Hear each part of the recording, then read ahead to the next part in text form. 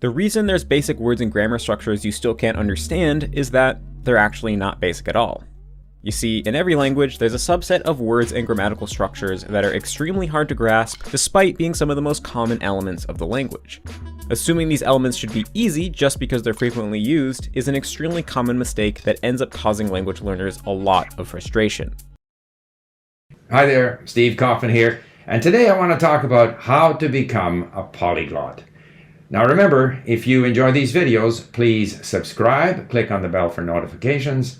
If you follow me on a podcast service, please leave a review. I do appreciate it.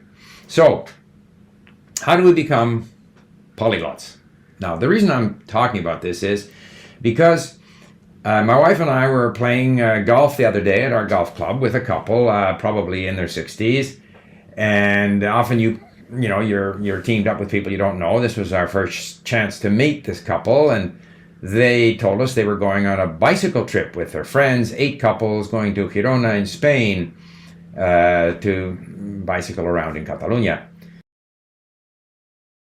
Tired? We all know the feeling. Irritable, groggy, and exceptionally lazy. Chances are you didn't sleep enough last night, or the past few nights. But what exactly is enough sleep? And more importantly, can you ever catch up on it? While the very function of sleep is still debated by scientists, we do know that it's necessary to function efficiently and productively. I'm a storyteller, and I would like to tell you a few personal stories about what I like to call the danger of the single story. I grew up on a university campus in eastern Nigeria. My mother says that I started reading at the age of 2, although I think 4 is probably close to the truth. So I was an early reader, and what I read were British and American children's books. I was also an early writer, and when I began to write at about the age of 7, stories in pencil with crayon illustrations that my poor mother was obligated to read. Thank you for your support. George and Lisa, thank you for your support. You are my best friends in the world. You do not laugh at me when I tell you my plans. You do not make fun of my aspirations. You do not say I cannot achieve my goals. You do not say I need to grow up and give up my dreams. The only weird thing about you is that you do not like pizza. Oh, I also think it is strange that you do not like ice cream. But that is okay. In the future, when I get an Oscar, I will thank you both in my acceptance speech. Do you think that the algorithms are designed to do this, or do you think that it's just a function of human nature that we tend to gravitate towards things that outrage us and then huddle up together in echo chambers? That this is just a natural tribal behavior, and that what the algorithms do is essentially just highlight what we're really interested in? Do you have a lot of friends? No, I don't. Not really. I have one good friend at the sports club, Tony. The article says men do activities together.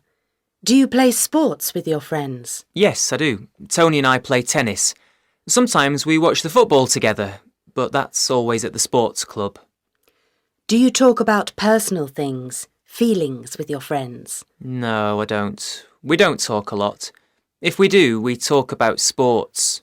Do you have women friends? No, I don't. My wife wouldn't like it, I think, if I had women friends.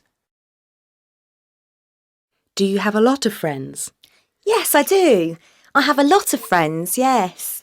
Do you talk about personal things? Yes, we do. We talk about problems, love life, things like that. Do you do things together? Yes, we do, of course.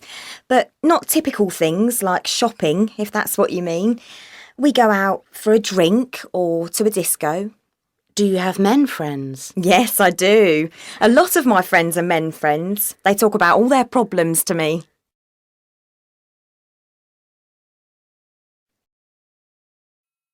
Ricardo. So, Ricardo, which animals do you like or dislike? I like dogs, and I hate cats. Oh, why? Because I'm allergic to cats. Oh, I see. But I'm interested in wild birds. In fact, I'm writing a book on South American eagles. I find the black-chested buzzard eagle particularly fascinating.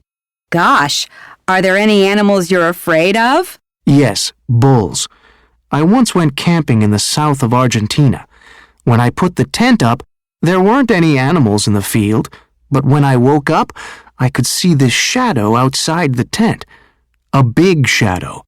And I could hear heavy breathing. Oh, my goodness. A bull? No, actually it was a cow. A very big cow. But I thought it was a bull.